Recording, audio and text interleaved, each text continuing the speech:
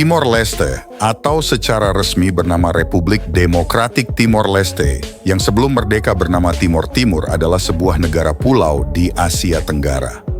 Negara yang pernah menjadi provinsi ke-27 dari Negara Kesatuan Republik Indonesia.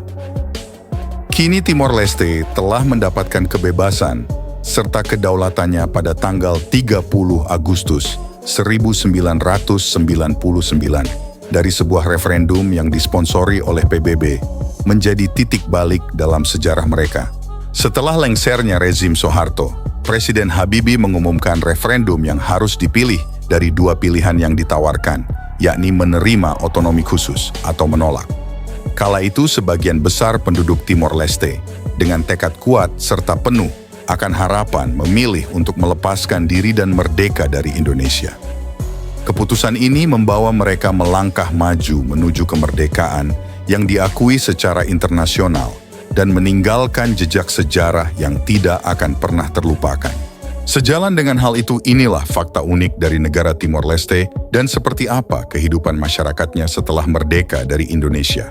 Timor Leste menganut sistem pemerintahan Republik Demokrasi Parlementer, yang berarti kepala negaranya adalah presiden yang dipilih secara langsung dengan masa jabatan 5 tahun. Sedangkan jajaran pemerintahannya dipimpin oleh Perdana Menteri yang dipilih dari multipartai dan ditunjuk dari partai mayoritas. Pulau Timur merupakan sebuah pulau yang terbagi menjadi dua negara yang berbeda, yaitu Timor Leste serta Indonesia. Timor Leste terletak di bagian timur Pulau Timur yang juga menjangkau pulau-pulau kecil seperti Atauro serta Jako. Dengan luas wilayah sekitar 14.950 km persegi serta populasi sekitar 1,34 juta jiwa. Sementara itu bagian barat Pulau Timor merupakan bagian dari Provinsi Nusa Tenggara Timur.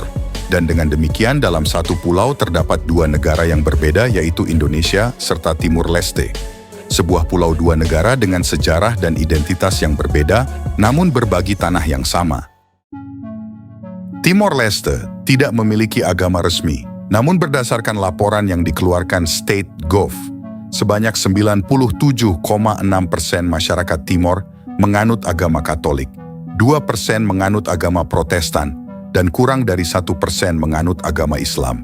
Timor Leste memiliki beberapa dialek lokal dan dua bahasa resmi, yakni bahasa Tetun dan bahasa Portugis. Namun banyak masyarakat Timor Leste yang menggunakan tiga bahasa, yakni bahasa Indonesia, bahasa Inggris, dan bahasa Portugis. Dalam praktik keseharian masyarakat banyak menggunakan bahasa Tetun Portugis sebagai bahasa ucap. Sementara bahasa Indonesia banyak dipakai untuk menulis, misalnya anak sekolah di tingkat SMA masih menggunakan bahasa Indonesia untuk ujian akhir. Banyak mahasiswa dan dosen lebih memilih menggunakan bahasa Indonesia sebagai bahasa pengantar dan menulis karangan ilmiah. Timor Leste selanjutnya menggunakan dolar Amerika Serikat sebagai mata uang resminya. Meskipun begitu, negara ini juga memiliki mata uang lokal sendiri yang bernama koin centavo yang pertama kali dikenalkan pada tahun 2003 untuk menggantikan rupiah. Akan tetapi di daerah perbatasan negara Indonesia dengan Timor Leste masih sering menerima rupiah untuk kegiatan transaksi. Pertumbuhan ekonomi Timor Leste terbilang masih lambat dibandingkan negara-negara Asia Tenggara. Timor Leste masih termasuk dalam kategori negara miskin. Menurut data terbaru dari Global Finance Magazine, bahwa Timor Leste ada di urutan ke-29 daftar negara termiskin di dunia pada tahun 2022, di mana tempat pertama diduduki negara Burundi. Secara histori sebelum kedatangan bangsa Barat, Pulau Timur dikuasai oleh kerajaan besar bernama Kerajaan Wehali. Kerajaan ini membawahi banyak sekali kerajaan-kerajaan kecil di seluruh Pulau Timor. Kendati demikian, nasib tragis menimpa Kerajaan Wehali ketika ekspedisi yang dilancarkan oleh Portugis yang menghancurkan kekuasaannya. Dengan runtuhnya Kerajaan Wehali, kerajaan-kerajaan kecil di seluruh Pulau Timor dengan mudah jatuh ke tangan Portugis dan Belanda. Selama berada di Pulau Timur, Portugis dan Belanda selalu bermusuhan, menciptakan ketegangan yang tidak berkesudahan. Puncaknya terjadi pada tahun 1749 ketika meletus sebuah perang besar antara Portugis dan Belanda yang dikenal dengan Pertempuran Penfui. Pertempuran ini yang menjadi saksi dari konflik brutal antara dua kekuatan kolonial, menyebabkan ketidakstabilan serta penderitaan yang mendalam bagi penduduk lokal. hingga pada tahun 1859 dicapailah sebuah kesepakatan di mana bagian timur dari Pulau Timur dikuasai oleh Portugis, sedangkan bagian barat dari Pulau Timur berada di bawah kekuasaan Belanda. Kesepakatan ini mengakhiri konflik antara Portugis dan Belanda, namun meninggalkan jejak sejarah yang penuh dengan luka serta penderitaan bagi penduduk Pulau Timur. Karena itu peta Hindia Belanda seperti lukisan sejarah yang tanpa indah, tidak menggambarkan Timor Timur sebagai bagian dari wilayah Hindia Belanda. Alasannya sangatlah sederhana, di mana Hindia Belanda hanya mencaplok wilayah Timur Barat yang kini dikenal sebagai Nusa Tenggara Timur. Sementara itu Timor Leste yang merupakan bagian timur dari Pulau Timor berada di bawah Portugis. Bukti kekuasaan Portugis tampak jelas dalam berbagai aspek kehidupan di kawasan ini. Mulai dari penggunaan bahasa Latin dalam penulisan hingga pengenalan mesin cetak serta pendirian sekolah formal. Bahkan unsur-unsur sosial politik ala Portugis juga merasuk ke dalam budaya masyarakat. Oleh karena itu, dengan penuh keyakinan dapat disimpulkan bahwa wilayah Indonesia hanya mencakup daerah-daerah yang pernah berada di bawah kekuasaan Hindia Belanda. Kendati demikian, dalam bayang-bayang kekuasaan Orde Baru rezim Soeharto, melihat dunia dengan cara yang berbeda. Baginya, Timor Leste meski berada di bawah kendali Portugis, adalah bagian yang tidak dapat terpisahkan dari Indonesia. Klaim ini berakar pada pandangan bahwa seluruh Pulau Timor seharusnya menjadi satu kesatuan dalam naungan Indonesia. Di sisi lain, muncullah Partai Fretilin, sebuah partai politik yang menjadi pelopor revolusi untuk membawa Timur Leste menuju kemerdekaan.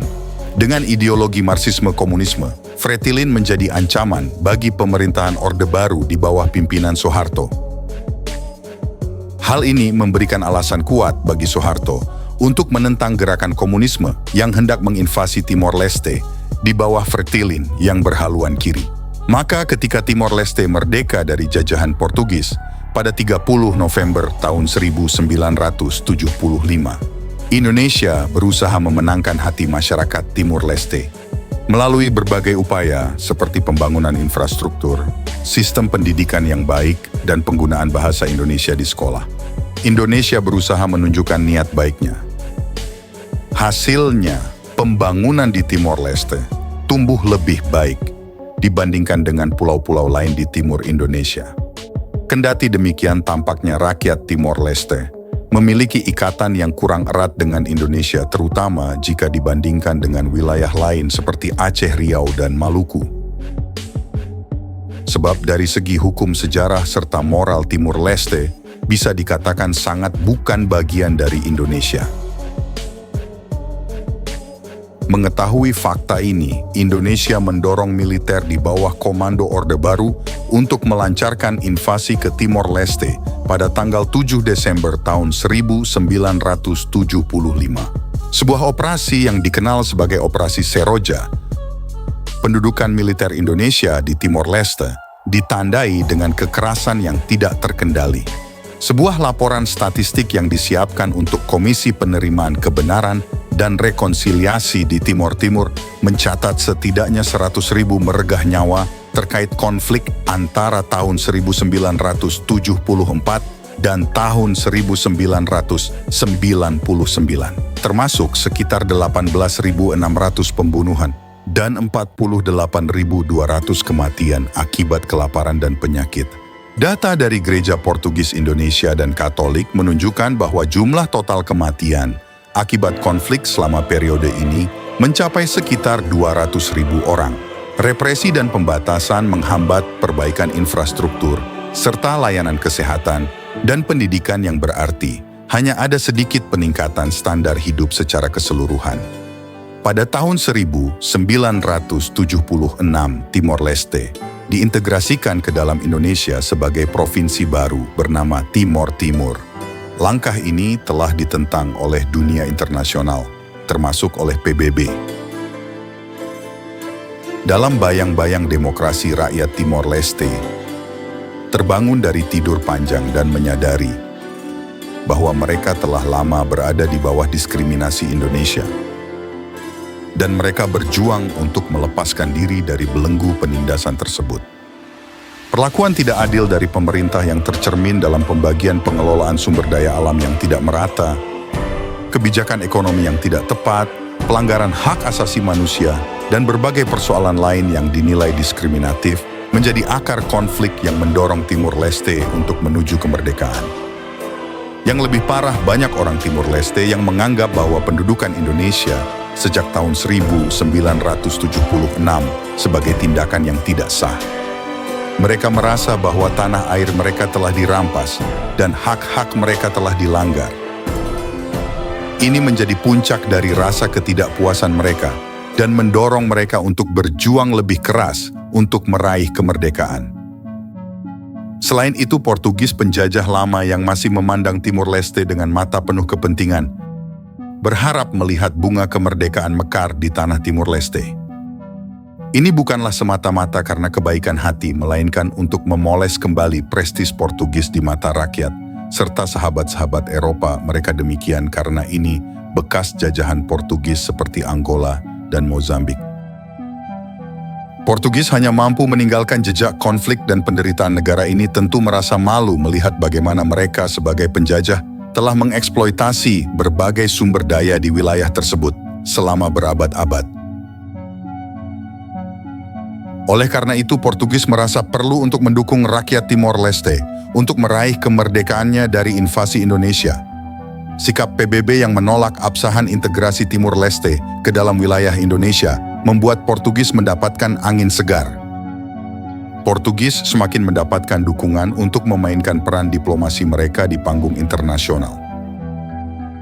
Upaya Portugis mendapat dukungan dari sejumlah negara besar, khususnya dari Uni Eropa, yang semakin memperkuat posisi mereka dalam perjuangan kemerdekaan Timor Leste. Di sisi lain, Australia, meskipun bukan aktor utama dalam drama konflik ini, berperan sebagai aktor luar yang tidak bisa diabaikan. Dari perspektif geografis, Timor Leste adalah permata yang berkilauan dengan nilai strategis yang tidak terhingga. Banyaknya negara yang telah membuka perwakilan diplomatik di Timor Leste, seperti Amerika Serikat, Jepang, Malaysia, serta Korea Selatan, menjadi bukti nyata dari pentingnya wilayah Timor Leste. Oleh karena itu, Australia ingin memainkan peran penting dalam menjamin keamanan serta stabilitas di Timor Leste. Kendati demikian, di balik layar terdapat kepentingan Australia yang berdimensi ekonomi, didorong oleh kebutuhan untuk menemukan sumber energi baru. Celah timur yang telah dieksploitasi dan diperkirakan mengandung cadangan minyak yang melimpah menjadi alasan utama di masa depan. Akses terhadap energi ini adalah sesuatu yang tidak bisa untuk disangkal, yang menjadi pendorong semangat Australia untuk ikut campur tangan dalam menangani gejolak di Timor Leste. Maka setelah perjuangan panjang dan berdarah, Timor Leste akhirnya bebas dari belenggu Indonesia setelah runtuhnya rezim Soeharto. Pada tanggal 30 Agustus tahun 1999, sebuah referendum diadakan di bawah pengawasan PBB, di mana suara mayoritas rakyat Timor Leste bergema dengan keinginan untuk merdeka dari Indonesia.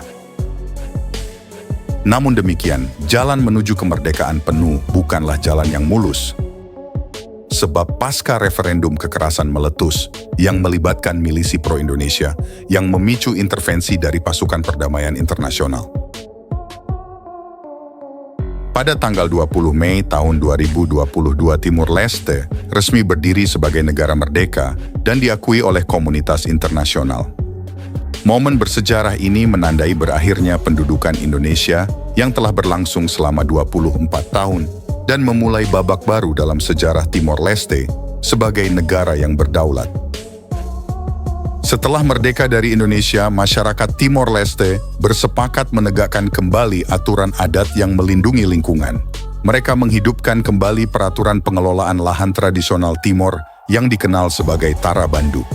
Tujuannya adalah untuk melestarikan terumbu karang dengan keanekaragaman hayati paling banyak di dunia.